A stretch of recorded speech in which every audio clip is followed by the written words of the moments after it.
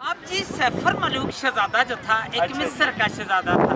मिस्र का बादशाह था, शाह आसम का बेटा था, सैफ उसका नाम था। अच्छा उसने जी। जी ख्वाब देखा, ख्वाब दे विच इस झील को भी देखा और अच्छा। मिस्र से यहाँ तक रास्ता भी देख लिया और परी बद्र जमाल को भी देख लिया।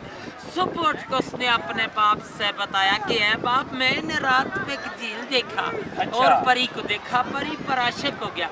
अब मुझे परी कैसे मिलेगी?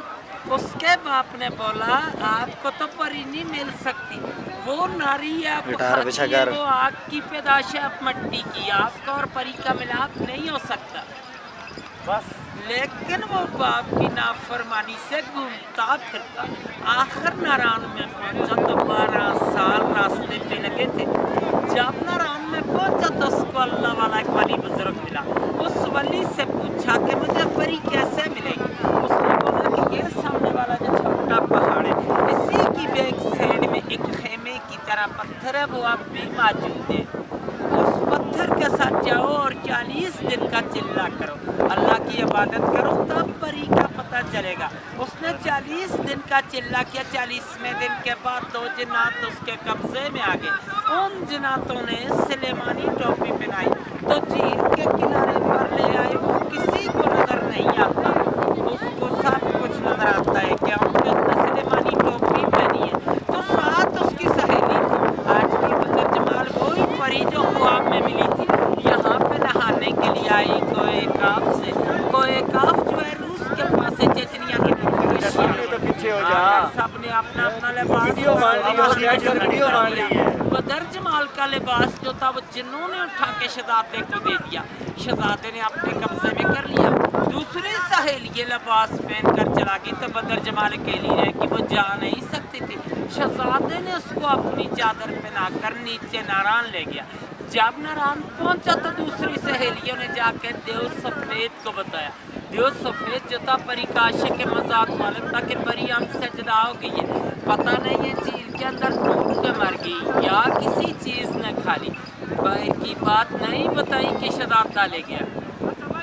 देव ने आकर गुस्से के साथ अपनी एड़ी लगाकर यहाँ से सारे झील को तोड़ दिया, खारिज कर दिया कि शायद मेरी परी का पता चले। तो पहले ये आगे से सारा बांध था, वो सामने खेमे के पीछे छोटी गिरवटी के दरमियान जो गैप जा रहा है, वहाँ से पानी का रास्ता जाता था। देव ने यहाँ से तोड़ दिया। तूफान गया नारायण के पास तो परी और शहजादे दोनों ने दुआ मांगी कि अल्लाह में बचा। तूफान आ गया, अल्लाह की कुदरत से एक सुरंग बन गया। दाएं साइड से भी तूफान गुजर गया और बाएं साइड से भी। परी और शहजादा दोनों बच गए। सुरंग आप भी मौजूद है नारायण में। सैफर मलूक होटल से 5 मिनट का रास्ते जाके देख सकते हैं। और देव ने गुस्से के साथ यहाँ से एक और छलांग लगाई तो दवा सही में लगा। देव का सांस चला गया परी के सदमे से। परी को लेके शहजादा शहर मिस्र को चला गया। शहजादे का सैफ नाम था। मलूक मुलाकात से कहते, इसलिए इस झील का नाम मशहूर किया सैफर मलूक झील और इसकी दास्तान बनी है। फिर लोग आने शुरू हुए। उस वक्त इंसान की आबादी नहीं थी, को काफी परेशान था, परियों का देश था।